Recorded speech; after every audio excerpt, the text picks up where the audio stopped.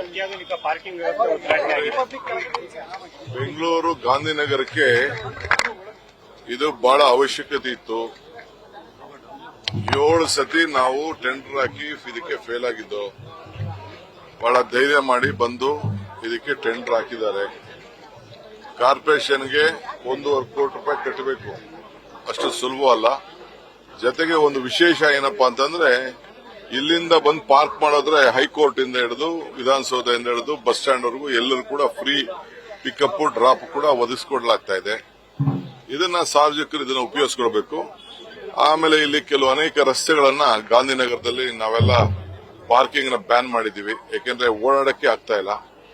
ಖಾಸಗಿಯವರು ಉಪಯೋಗಿಸ್ಕೊಳ್ಬಹುದು, ವರ್ತಕರು ಉಪಯೋಗಿಸ್ಕೊಳ್ಬಹುದು, ಇಲ್ಲಿ ಇರುವಂತವರೆಲ್ಲರೂ ಕೂಡ ಉಪಯೋಗಿಸ್ಕೊಳ್ಬಹುದು. ಇದು ವಿಶೇಷ. ಬೆಂಗಳೂರಿನಲ್ಲಿ ಇನ್ನ ಕೆಲವು ಕಡೆ ಜಾಗಗಳೆಲ್ಲಿದೆ ಈ ರೀತಿ ಪಾರ್ಕಿಂಗ್ ಮಾಡಲಿಕ್ಕೆ ನಾವು ಕಾರ್ಯಕ್ರಮ ರೂಪಿಸಿ ಐಡೆಂಟಿಫಿಕೇಶನ್ ಮಾಡ್ತಾ ಇದ್ದೇವೆ. ಇದು ಒಂದು ಮಾದರಿಯಾದಂತಹ ಒಂದು ಇದು.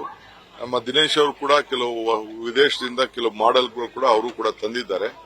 ಅದನ್ನು 1+4 ಮಾಡೋಂಥದ್ದು, ಸಣ್ಣ ಸಣ್ಣ ಜಾಗದಲ್ಲಿ ಮಾಡೋಂಥದ್ದು, ಅದನ್ನು ಕೂಡ ನಾವೆಲ್ಲ ಎಕ್ಸ್ಪ್ಲೋರ್ ಮಾಡ್ತಾ ಇದ್ದೀವಿ. ಈಗ ಇದನ್ನ ರಾಜ್ಯದ ಜನತೆಗೆ, ಬೆಂಗಳೂರು ನಗರಕ್ಕೆ, ಬ್ರಾಂಡ್ ಬೆಂಗಳೂರಿಗೆ ಒಂದು ಹೊಸ ಕೊಡುಗೆ. ಗಾಂಧಿನಗರ ಎಲ್ಲ ಬ್ಯಾನ್ ಮಾಡ್ತೀರಾ, ಬಹಳ ಕಡಿಮೆ ಆಯ್ತಲ್ಲ ಈಗ ಅದನ್ನ ಫಸ್ಟ್ ಒಂದೊಂದು ಸ್ಟೇಜ್ ಮೇಲೆ ಹೋಗ್ಬೇಕು.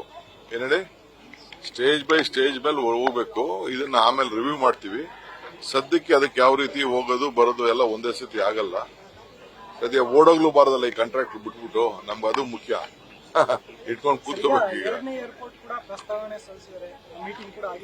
ಹೌದು, 2ನೇ ಏರ್ಪೋರ್ಟ್ 32ಕ್ಕೆ 2ನೇ ಏರ್ಪೋರ್ಟ್ ಆಗ್ಬೇಕು ಅನ್ನೋದು ಒಂದು ಪ್ರಸ್ತಾವನೆ ಇದೆ. ಈಗಾಗಲೇ ಅವರು ಕೂಡ, ಯಾಕೆಂದ್ರೆ ಅಲ್ಲಿವರೆಗೂ ನಮಗೆ ಬ್ಯಾನ್ ಇದೆ. ನಾವು ಇದನ್ನ ಪಕ್ಕದ ರಾಜ್ಯಕ್ಕೆ ಈಗಾಗಲೇ ಅವರು ಕೂಡ ಸಿದ್ಧತೆಗಳನ್ನ ಮಾಡ್ಕೊಳ್ತಾ ಇದ್ದಾರೆ. ಸೊ ನಮ್ಮ ರಾಜ್ಯದಲ್ಲೂ ಕೂಡ ನಾವು ಇದಕ್ಕೆ ಸಿದ್ಧತೆಯನ್ನು ನಾವು ಮಾಡ್ಕೊಳ್ಬೇಕಾಗಿದೆ.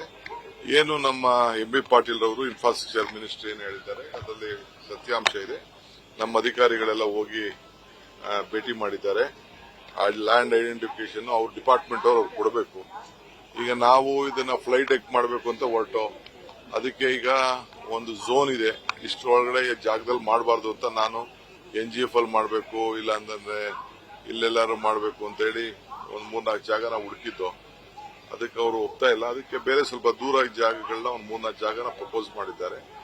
ಸೊ ಹಿಂಗೆ ಬೆಂಗಳೂರಿಗೆ ಆಕರ್ಷಣೀಯವಾದಂತದ್ದು. ಯಾಕೆಂದ್ರೆ ಇನ್ನೇನೊಂದು 7-8 ವರ್ಷದಲ್ಲಿ 32 ಮುಗಿದೋಗ್ಬಿಡ್ತದೆ. ಸೊ ನಮ್ಮ ಟ್ರಾಫಿಕ್ ಬೇರೆ ರಾಜ್ಯಕ್ಕೆ ಹೋಗಬಾರದು. ಆ ದೃಷ್ಟಿಯಿಂದ ಖಂಡಿತ ನಾವು ನಮ್ಮ ಸರ್ಕಾರ ಮುಂದಕ್ಕೆ ತೀರ್ಮಾನ ಮಾಡ್ತದೆ. ಆದಾಯದ ಮೂಲನ ಗುರುತಿಸೋಕೋಸ್ಕರ ವಿದೇಶಿ ಕಂಪನಿ ಟೆಂಡರ್ ಕೊಟ್ಟಿದ್ದಾರೆ ಅಂತ. ಎಲ್ಲಿ ವಿದೇಶಿ ಕಂಪನಿಗೆ ಟೆಂಡರ್ ಕೊಟ್ಟಿದ್ದಾರೆ ಯಾರು? ಬಿಜೆಪಿ ಅವರು ಆರೋಪ ಮಾಡ್ತಾರೆ. ಯಾರು? ಸರ್ಕಾರದಿಂದ ಎಲ್ಲಿ? ಆದಾಯದ ಮೂಲವನ್ನು ಗುರುತಿಸೋದಿದೆ ಅಂತ. ಯಾವ್ದನ್ನ ಸರ್? ಅದು ಈ ಬಾಸ್ಟನ್ ಕಂಪನಿ ಕೊಟ್ಟಿದೀವಲ್ಲ, ಕನ್ಸಲ್ಟೆನ್ಸಿ ರೆವೆನ್ಯೂ ಇನ್ಕ್ರೀಸ್ ಮಾಡೋದಕ್ಕೆ ಒಂದು ಗ್ರೂಪ್ ಕೊಡಿ ಅಂತ. ಅವರು ಇವನ್ ಮೋದಿನೂ ಯೂಸ್ ಮಾಡಿದ್ದಾರೆ, ಅವ್ರನ್ನ ಬೇಡ. ಈಗ ಯೂಸ್ ಮಾಡಿದ್ದಾರೆ. ಅವ್ರನ್ನ ಯಾರು ಬೇಡ.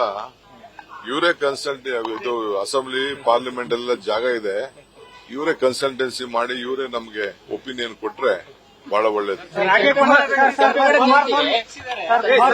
ಚನ್ನಪಟ್ಟ 1 ವರ್ಷದಿಂದ ಈಗ ಹೋಗ್ತಾ ಇದ್ದಾರೆ ಉಪಮುಖ್ಯಮಂತ್ರಿಗಳು ಅಂತ ಹೇಳಿದ್ದಾರೆ.